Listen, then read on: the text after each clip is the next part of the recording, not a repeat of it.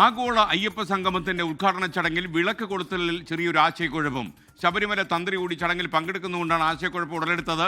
വിവാദം ഒഴിവാക്കാൻ ചടങ്ങിന് മുമ്പ് തന്ത്രിയെ കൊണ്ട് അയ്യപ്പ വിഗ്രഹത്തിന് മുന്നിൽ വിളക്ക് കൊളുത്തിക്കുന്നതിന് ആശയം പരിഗണനയിൽ ശ്രീജിത്ത് പമ്പയിൽ നിന്ന് ഇതിന്റെ വിശദാംശങ്ങളുമായി നമുക്കൊപ്പം ചേരുന്നു.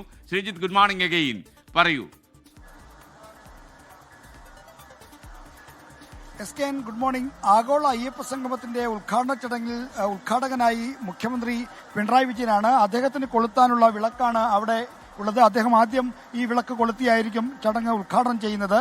എന്നാൽ തന്ത്രി കണ്ഠരര് മഹേഷ് പങ്കെടുക്കുന്ന ചടങ്ങിൽ തന്ത്രി തന്നെ ആയിരിക്കേണ്ടേ വിളക്ക് കൊളുത്തേണ്ടത് എന്ന ചോദ്യമുണ്ട്. കാരണം താന്ത്രിക വിധി പ്രകാരം തന്ത്രി പങ്കെടുക്കുന്ന ചടങ്ങിൽ വിളക്ക് കൊളുത്താനുള്ള അവകാശം അദ്ദേഹത്തിനാണ്. അങ്ങനെയാണ് ദേവസ്വം ബോർഡിന്റെ ചടങ്ങുകൾ പാലിച്ചു പോകുന്ന പതിവ്. അതുകൊണ്ട് തന്നെ ഈ ഉദ്ഘാടന ചടങ്ങിൽ തന്ത്രിയെ ഒഴിവാക്കി മുഖ്യമന്ത്രി വിളക്ക് കൊളുത്തിയാൽ അത് ഒരു വിവാദമാകില്ലേ എന്ന തരത്തിലുള്ള ഒരു ആശങ്ക ദേവസ്വം ബോർഡിനുണ്ട്. അത്തരം ആശങ്ക ഇന്നലെ മുതൽ ചർച്ച ചെയ്യുകയാണ്. എന്തായാലും ഇക്കാര്യത്തിലൊരു തീരുമാനം ഇതുവരെ അന്തിമമായിട്ടില്ല. മുഖ്യമന്ത്രിയുമായി ആലോചിച്ചായിരിക്കും അന്തിമമായി തീരുമാനമെടുക്കുക. എന്നാൽ ഈ വിവാദം ഒഴിവാക്കാൻ ഇവിടെ പ്രത്യേകമായി അയ്യപ്പ വിഗ്രഹവും മറ്റൊരു വിളക്കും തയ്യാറാക്കിയിട്ടുണ്ട്.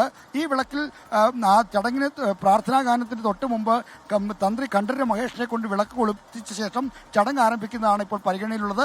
അതായിരിക്കും മിക്കവാറും നടക്കുക. കാരണം ഉദ്ഘാടകനായ മുഖ്യമന്ത്രിക്ക് വിളക്ക് കൊളുത്താനുള്ള അവസരം നിഷേധിക്കേണ്ടതില്ല. എന്നാൽ ഇതൊരു ദേവസ്വം ബോർഡിന്റെ ഒരു ചടങ്ങായതുകൊണ്ട് തന്നെ തന്ത്രിയെ വിളക്ക് കൊളുത്തിക്കുക എന്ന ആചാരം ലംഘിക്കുകയും വേണ്ട. ഈ തരത്തിലൊരു സമവായമാണ് ഇപ്പോൾ രൂപപ്പെടുന്നത്. എന്തായാലും അന്തിമ തീരുമാനമായിട്ടില്ല. എന്തായാലും വിളക്ക് കൊളുത്തലിനെ പറ്റി ചൊല്ലി ഒരു ആശയക്കുഴപ്പം ഈ ഉദ്ഘാടന ചടങ്ങുമായി ബന്ധപ്പെട്ടുണ്ട് എന്നതാണ് വസ്തുത.